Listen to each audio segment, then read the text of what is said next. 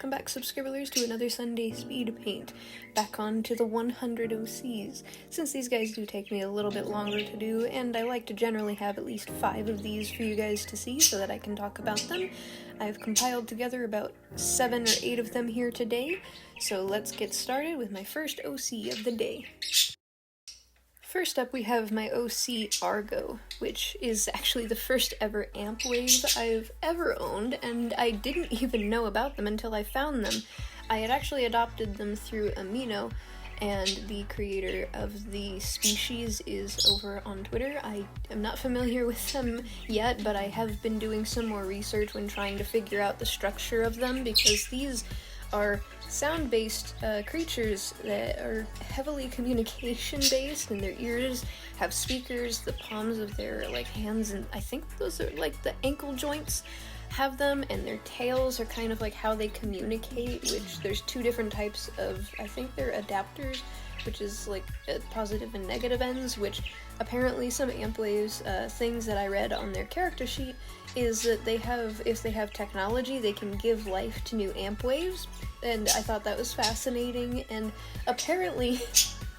these guys can fly with their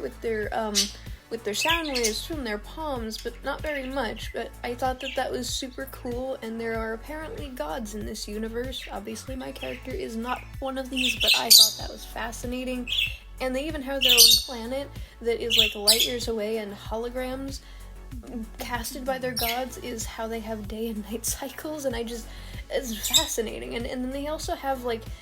a zipper that can change and adjust the pitch. They have chest plates and other ways of kind of showing their vital signs, and their spines, which is more electricity that can flow throughout them. But I'm excited to explore more of this, because a few of the open species that I have, I want to implement them into the world, and if anyone ever has any species like these and wants to help build up some relativity, let me know. I'm more than excited to meet other members of these kinds of open species communities. And then we have another one that I had adopted. I can't remember if I got this from DeviantArt or from Amino, but I do know that this is Clementine, and it's very blatant. It's like Biscuit, which was the donut OC from one of my previous speed paints, and I had to have them. And my main thing with this character that I thought would be fun is if I did have a food kind of based little section for these, this would definitely go in there with Biscuit, because cake and lemons, just food-based anthropomorphic characters. That, and I imagine she's kind of like how Scratch and Sniff stickers are, except you just have to hug her and she smells so citrusy like lemons. Unless you don't like lemons, I'd have to say that this would be such a fun friend to have around, because she always would smell fruity and citrusy, and I'm also obsessed with them because where I live, we are known for all of our citrus, and we have lemons and grapefruits, and I love them so much. Moving along to another open species, this is Trick Socks. I love the name just because of the fact that these are just plush-like creatures, and these are Mojaka, I believe is how you say it, species, and they're actually made by Telodin or Teldin. I don't really know how to pronounce it because that's a 0 in their name, but I hope I'm pronouncing it right. But when I had first discovered that they had these, they have a few other open species and possibly some questionable artistic controversy, I don't know. I have bought from this user before when they went by a different name, Color Eevee or Colorless Eevee. I don't remember, it's been years by now, but I try not to associate that because I own this character, and even if the species for whatever reason might fade away someday, I still love their design, and if I get a chance to pull out some of my felting, I will definitely be making a plushie of Trick Socks. And I like the name of them being a fox trickster and possibly made out of socks, because these creatures don't really have eyes. They have buttons, and they have these really sort of snake-like jaws where they open and close their mouth in just simple functions, and they have 6 legs, so they're like a bug as well. So I don't know, I like the creativity of this and the idea that they're so plushy, and it brings back memories of all of the stuffed animals that I had and the ideas that I wanted to make my own. So I may expand a little bit on Trick Socks later on here soon with some mini stories. And then another character that I had made, Ghostfish. This was actually supposed to be an adopt, but nobody bought them. I literally lowered their price down to like $10, and I'm like, I don't really want to lower it much more because I put in quite a lot of effort to it. I even had like a sale where I was like, okay, maybe someone will buy it for like $5. Since no one bought it, I said, you know what, I'm gonna keep them. And that's what I did. So, with Ghostfish, I actually thought of more of like a supernatural combination of, well, a ghost and a fish. More specifically, those kinds of like fish you see in saltwater areas. They're just like tropical,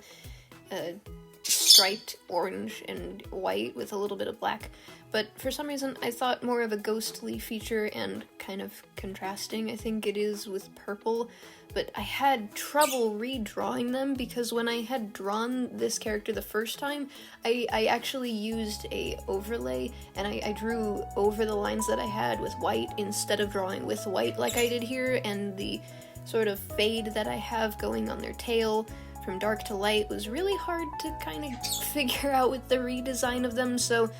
I may or may not be considering putting Ghostfish on the back burner of all of the characters that I designed, but if I do end up using Ghostfish in any of the situations, I will definitely be using them for spooky, scary stuff, as well as if I want to have any aquatic or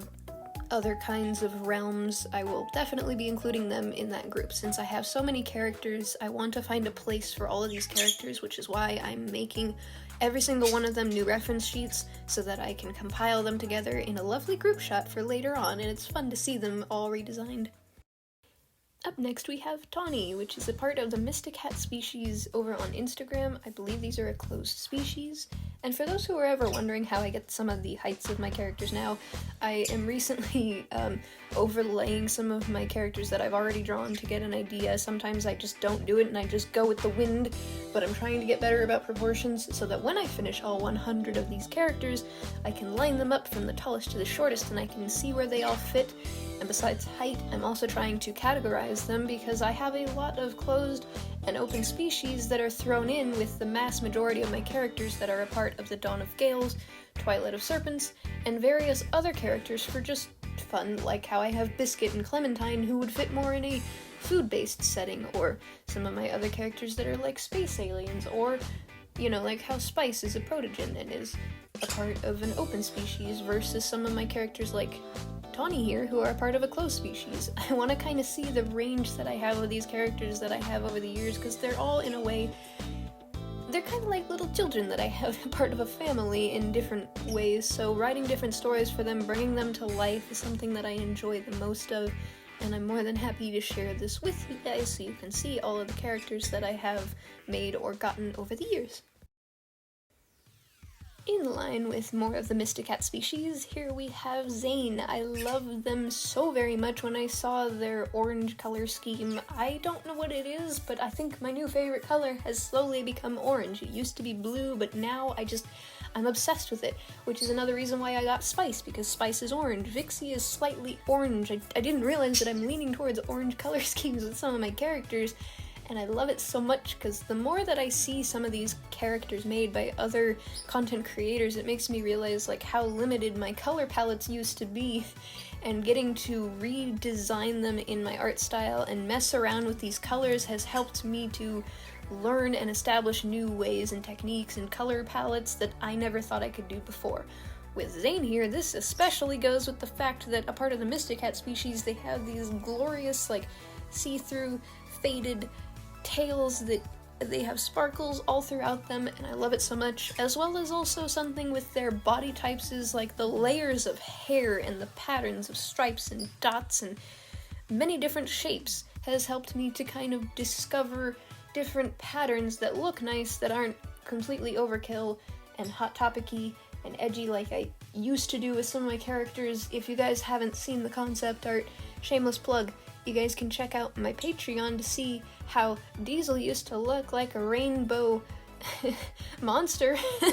It's a little strange, but it's definitely something that you guys can see the comparison of why I didn't make the story back then and why I waited till I felt more professional to be making it now, and why I'm happy to be redesigning all 100 of the characters to see a difference between how someone else designs a character and then I draw it and then taking my old designs from like a good 10 years ago and making them again and seeing how similar they are or just how much I've changed over the years within that specter of art. Another character here we have is Gavin. They were originally nicknamed or named Edward, I think, but for the story ideas that I had for them, I thought that giving them the name Gavin would fit, but I'll still give them a little nod to their old name being either a middle name of Gavin Edward something, or maybe that's their last name. Last names can be quite unique for humans, and it can definitely be one of those kinds of things for the anthropomorphic world that I am creating, and this character definitely has some story behind them, and the original creator was Reniki. I am so sorry I'm butchering the names over on Instagram, but I do put the text on screen so you guys can see how it is spelled if you guys want to check out the original creators if they are found, because sometimes some creators disappear off the face of the earth, and these are sometimes the only traces of them, so if you guys can't find them and you do find this video in the future and you're like, I can't find them, that's probably why, and these might be the last remnants of these artists, but that's not always the case, because sometimes archives can be found through the power of Google, and I'm sure that my characters will eventually be found in the recesses of Google, since I have 100 characters that are all being redesigned in my art style as of 2021. And with Gavin here, I imagine that their backstory is going to be incredibly interesting to add into the world of the Dawn of Gales, since they look like a flying fighter and they already have a pre-established battle scar, so I'm excited to give them backstories and expand upon them, and you'll just have to read my comic to find out some more about this character. And last but not least, we have Talos, also created by Reniki. I hope I'm pronouncing the username right, but I think I have at least a dozen of their designs because they are such a unique artist with the way that they design all of their characters, and their color schemes are gorgeous. I love each and every single one of them. No two characters look alike if you check on their gallery, it's amazing. With Talos, I adore the fact that I think that it's almost kind of like an otter, like a body shape, where they have these big, long, lanky body, and they have big, fuzzy, almost like mice-like ears, and almost a slight bit where it's like a pastel goth aesthetic, because they have like the choker collar around with like a gold buckle on it, and their hair split in two different colors. I'm starting to notice that I also like characters that have more of like a combination of things that wouldn't normally fit together, like goth pastel is something new that I'm enjoying quite a lot, and it's nice to be able to establish these characters into a universe and build upon where they came from and where they're going to, and I hope that you guys are enjoying this series. If there's any changes that you guys want to, if you want shorter or longer episodes of these, let me know in the comment section down below. And with that, thank you for making it to the end of this video. If you're not already part of that subscriber squad, be sure to put your paws to that subscribe button for weekly content, Linktree for ways to support the channel, it is most appreciated. Stay possum, stay safe, bye-bye!